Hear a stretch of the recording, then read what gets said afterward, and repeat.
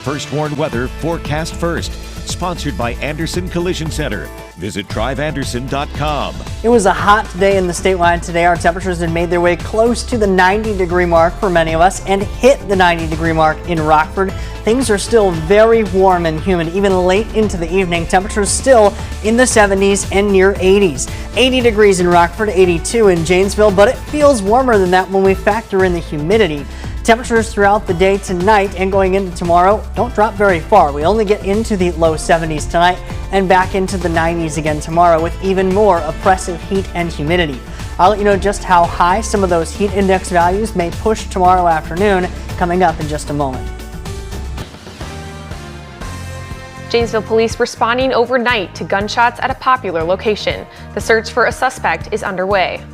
Plus, an annual tradition continues at the state line, the games to be played as the temperature heats up. And the wait is over for Rockford's first casino. The details for this week's grand opening. Live from Fox 39, this is Eyewitness News at 9. Good evening, happy Sunday. I'm Rian Weil. Thanks for joining us tonight. Before we get to those top stories, Rockford police responded to a shooting just after midnight this morning. We now know that an adult male was shot and has been pronounced dead. The 27-year-old victim was shot multiple times in the 6600 block of East State Street in a parking lot near Mid-America Drive. According to police, the victim died around 6:30 this morning. As of now, police have not released the victim's name, but this is a developing story and we'll bring you more information as we receive it. And the Janesville Police Department responded to calls of gunshots reported in the intersection of East Milwaukee Street and North Sumac Drive earlier this morning. Officers say they located multiple windows with bullet holes at the Masonic Center. Police say no one was injured and bullets were recovered that struck the Masonic Temple. No arrests have been made at this time. The reporting person saw someone near the intersection and described a male, unknown race, approximately 6 feet tall with a thin build. The subject was wearing a dark long-sleeve top and dark-colored pants. This is an ongoing investigation, and we will keep you up to date on any information that we receive. And the Roscoe Police Department are still requesting assistance in locating a missing man. According to police, Gilbert Wierschke wandered from his home in the 10,000 block of Marbluing Lane around 8 p.m. on August 12th. Police say Gilbert is a 76-year-old white male who was last seen wearing a blue Chicago Cubs t-shirt, blue jeans, black baseball cap, black tennis shoes, and glasses. Today, close friends and family organized their own search for Gilbert, starting at Roscoe Middle School, and say the community has been extremely helpful. The community's been great, like everybody from sharing posts to people being out doing their own searches, the police department, the professional search team. We've had drone companies reach out that have been helping. So the community's been great as far as support and help and being out there on the ground.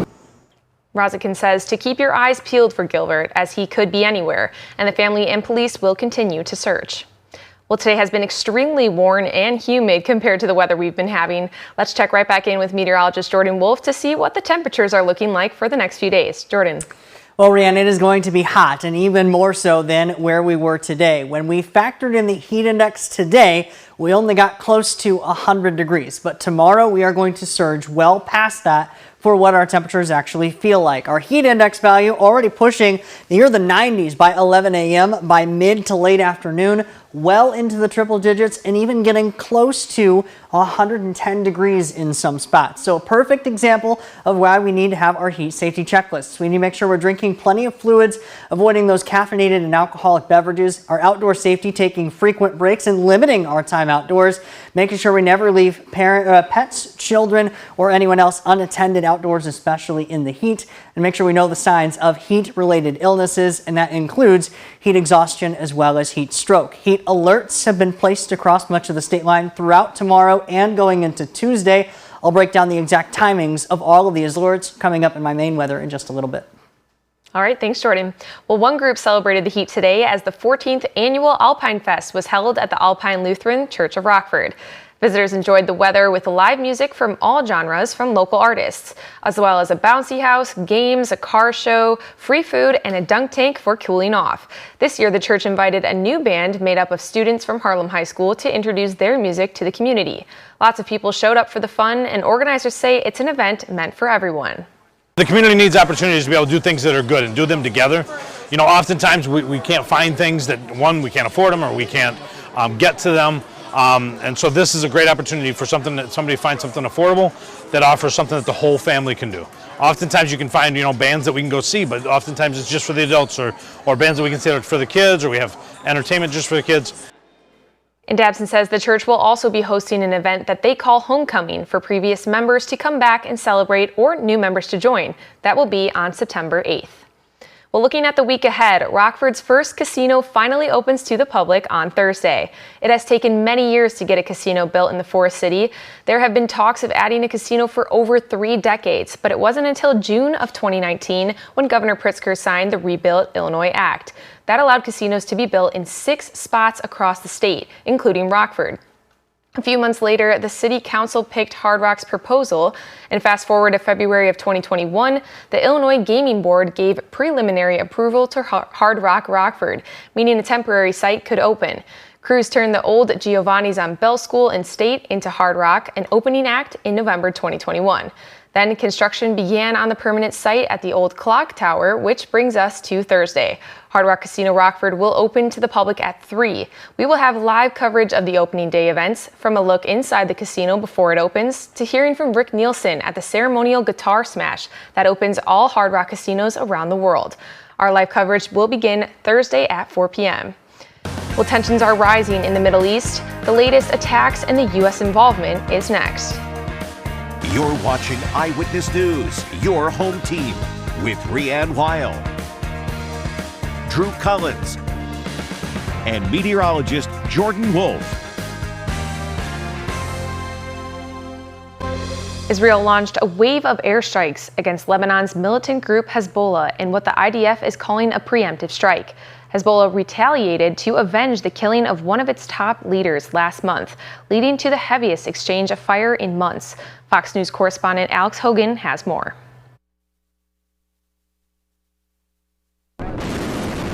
Early Sunday, Israel and the militant group Hezbollah exchanged heavy fire. The IDF called the strike preemptive, claiming it destroyed thousands of rocket launchers in Lebanon. Hezbollah says it carried out a barrage of rocket and drone attacks in retaliation for the killing of a top military commander last month. We are attacking and removing threats from Hezbollah. The IDF is doing and will continue to do everything necessary to protect the citizens of the state of Israel. Hezbollah leader Hassan Nasrallah says the group is going to assess whether further attacks are needed to be carried out after the group initially said that the attack was complete, while Israeli Prime Minister Benjamin Netanyahu said that the country could take all measures to protect itself to return civilians to the evacuated towns in the north, and that this is not the end of the matter. Both sides claim they only aimed at military targets. Whoever hurts us, we hurt him. The cross-border clash was one of the most intense exchanges in months and comes as high-level ceasefire talks between Israel and Hamas continue in Egypt. I am not very optimistic about it, and I don't think that Hamas has the correct incentive in order to finally say, yes, we agree. The fighting instead renewing fears of a wider war spreading across the already tense region. I think the Iranians are contemplating an attack on Israel, but decided for now to put it on hold. The White House says that it's monitoring the situation. The Pentagon says since the attack, it's ordered 2 aircraft carrier strike groups to remain in the Middle East. In Tel Aviv, Israel, Alex Hogan, Fox News. Well, today was hot and humid for this time of year. Find out just how hot it could get later this week. Meteorologist Jordan Wolf is in next.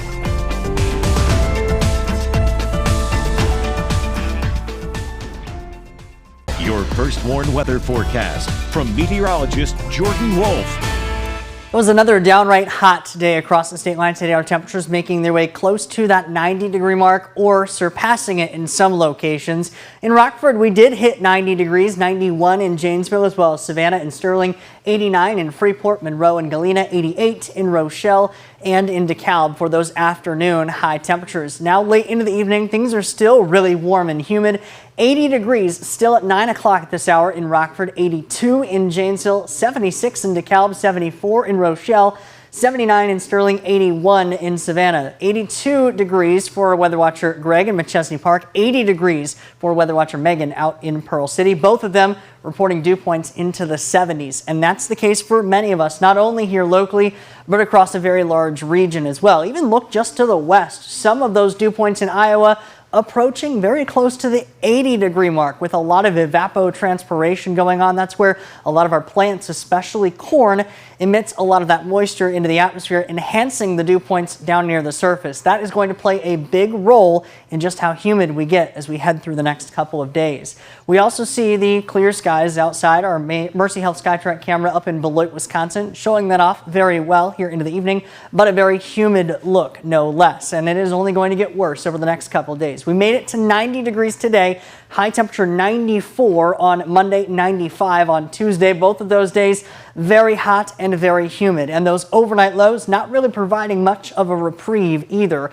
And this is why we have a bunch of heat alerts out there for the next couple of days. And kind of breaking these down day by day, when you look at a map of all of them together, it can get a little bit confusing. So for Monday specifically, we have an excessive heat warning out for our southern Wisconsin counties and far northwestern Illinois. Meanwhile, a heat advisory out for Rockford and areas to just the south as well as to the east. Nonetheless, in all of these locations, it is going to be very hot and humid, with those heat index values pushing close to 110 at times, and many of those alerts run through the middle part of the day from around 11 a.m.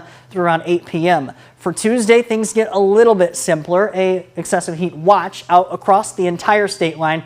Now, these will get broken down into either an excessive heat warning or a heat advisory, depending on the confidence that the National Weather Service has on how high those heat index values could get to. Nonetheless, I believe that there are many spots that could get close to 115 for what it feels like during the day tomorrow. When we're talking about heat and humidity this high, we also have the potential for some storm chances. We do stay dry, I think, for most of the night tonight, but we do have to watch to our north as we may see the potential for some storms to form, especially well north and northwest, that may actually produce a little bit of an outflow boundary into early tomorrow that may ignite some additional storm activity during the afternoon and going into the evening. And we may have to watch the potential once again Tuesday night for another potential chance for some storms. Both of those, if storms were to form, likely would be in that strong to severe range. Our highest confidence with that on Monday, well up to the north and to the northwest, but a level 1 out of 5 marginal risk here, pretty close to the state line. Meanwhile, on Tuesday, a level 2 out of 5 or a slight risk does encompass at least portions of the state line as well as areas just to the north. Temperatures will be a little bit cooler following a cold front Tuesday into Wednesday, but it'll still be pretty humid there Wednesday and into Thursday before we start to drop those temperatures back a little bit further after some additional midweek thunderstorm activity. All right, thanks, Jordan. Well, Drew's in next with sports. He'll take a look on if the Cubs can stay above 500 on the season. And a look at the most expensive sports memorabilia item in the world.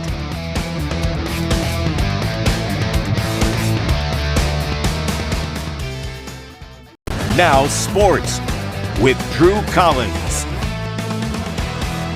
The Bears wrapped up preseason and decided to make some trades before week 1. They traded their 7th round pick in return to add some more depth for that interior D-line. They received Chris Williams from the Browns. He's 6'2", 300 pounds. He played under Eberflus in Indianapolis, but the Bears weren't finished. They also sent their 6th round pick to the Seahawks in return for linebacker Darrell Taylor. Taylor is a fantastic pass rusher. He has 21.5 sacks in just 49 games. Coach Eberflus seemed pretty excited to add these guys to his defense. I'm sure you watched some of it too. You know, Taylor, really good edge guy.